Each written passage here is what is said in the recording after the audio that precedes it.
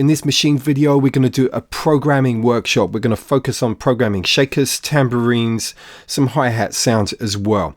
And I'm going to do this using step sequencing because I want you to see the specific velocities at specific grid positions. So we're going to browse for a sample, and at the moment this is everything. So let's move it over to the types, and we're going to go to drums, and we're going to find shakers first.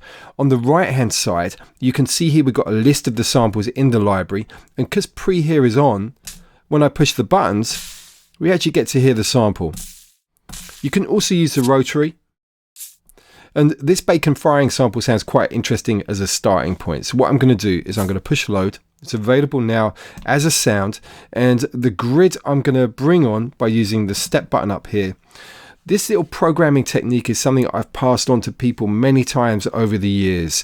And it basically works on the principle of on the 16ths you have soft, medium, hard, medium, soft, medium, hard, medium, etc. as velocities to create this nice kind of human variation in the volume.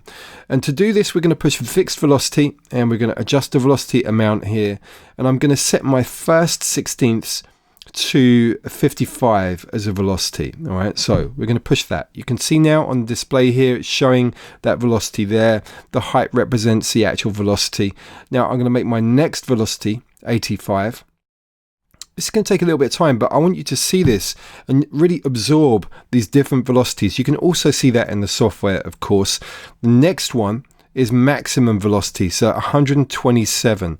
These velocities are crucial to getting this real nice kind of vibe in the actual programming. So it's worth putting the time into this. And we're going to end up with a loop that's going to sound as good as plenty of sample pack shaker loops. So this is literally, we're getting in there and programming it ourselves. It's great to do this. You get so much flexibility, as you'll see fairly soon. So the next one, we're coming back down to 85. There we go. We need to repeat this pattern. All right, so we're going for the soft, medium, and hard, medium again on the next row. So this is the next beat. So you can see here that's beat 1, 4/16, beat 2, another 4/16, and so on. So let's bring this down. Let's come down to 55. And we're going to just really work through this. I could do some duplication on the software or even on the hardware, but I want you guys to absorb these numbers. All right, so it's important to get this, and you know, it will be worth it by the end, seriously. And these little delicate variations in velocity, they're mapped onto volume on the sample. Some devices you might find that velocity mapped to something else, maybe, you know, filter cutoff or so on. But here it's mapped to the volume by default. So this is when you're actually shaking a shaker, there are subtle variations in volume when you're performing that. So what we're trying to do is mimic those subtle variations in volume, and it does make all the difference in your programming, in the end result, you know. So just come down again, 85. I want you guys to mirror me, you know, do this for yourselves as well. You know, it's a great exercise to do. Get it ingrained in your head, get these numbers and these grid positions ingrained. You know, it's very important to kind of get some of this sort of fundamental knowledge if you want to advance yourself as a programmer, producer. So finally, there we go. Now, what does it sound like? Let's have a listen. Now that's just lovely. You know, it's something we programmed. You know, you can feel that you kind of own this, and you know, the programming's in there. So look, let's take a look at the possibilities in terms of working with the sound. So if we come over here, you know, this is programmed in at a particular pitch. I can adjust the tune. This is the whole thing about this flexibility. We can tune the individual samples instead of tuning the whole loop, you know. So this is what's great about it. We've got full control over what's happening. So at the moment, this is running with a certain pattern. You can see this. As I said, soft, medium, hard, medium, soft, medium, hard, medium. Now, at the moment, the emphasis, the loudest hit is on the offbeat. And what I want to do is show you a way that you can shift this emphasis. I've got the metronome on deliberately so you can hear the downbeat. And now we're going to shift the position. So we're going to push select and then go to events, and we need to select all of these. And now I'm going to use the position to move these over. So can you see now, if we take a look, let's take the events off. You can see now that the emphasis, the louder 16th, is the position just before the next beat. So it's moved over and it's going to sound different. It's going to feel different. Look. We can do the same again. So if we go to select, we go to events, we can move this over. So just 2 steps to the right. That has the emphasis of the shaker on the beat itself. And then the next one, let's move this over. 1, 2. I just went a bit too far there. Let's move it back. That's another interesting one where the louder velocity hit is the second 16th. This is the 16th after the beat. So this gives us lots of variation. So that's the core. Let's get this set up. And I'm going to get it back to where it was before. And what we're going to do now is we're going to come back. Let's take the tuning back to normal.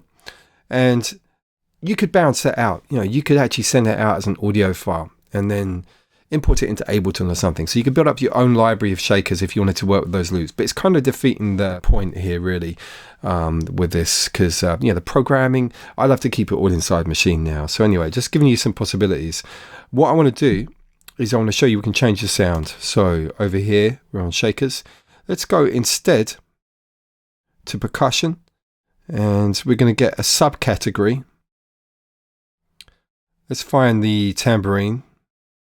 And let's get something loaded up.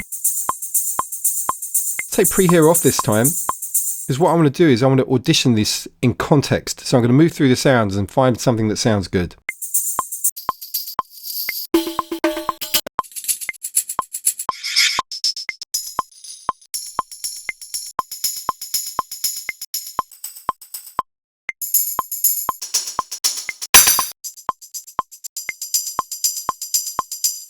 So that sounds nice, but I'll tell you something else that really benefits from this programming is if we put swing on, and let's give it some swing on there, you're going to hear a real lovely variation going on.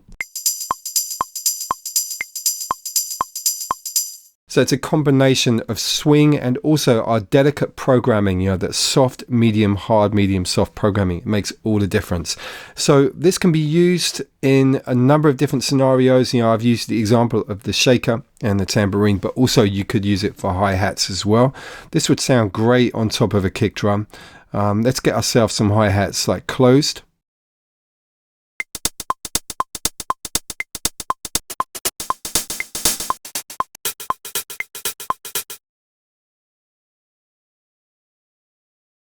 I'm going to get this set up with the kits, and we're going to come on to browse groups, and let me just get one of these guys. In fact, not that one. Let's go for this. So we've got ourselves a kit. Let's go back to step.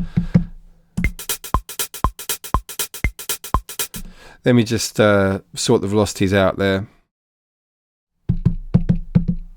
So they're all maxed.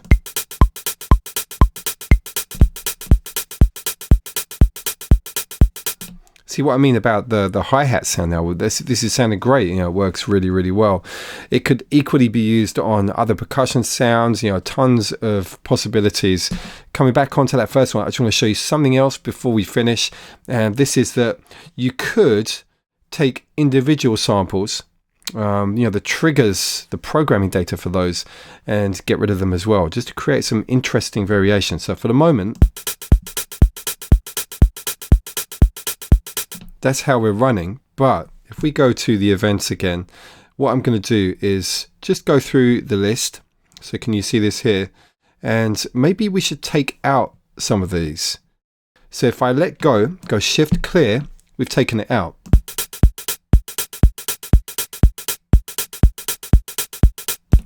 So that's great, but it's a bit fiddly. So switch it on to step, and now it's very easy. We can just tap one of these pads to turn it off.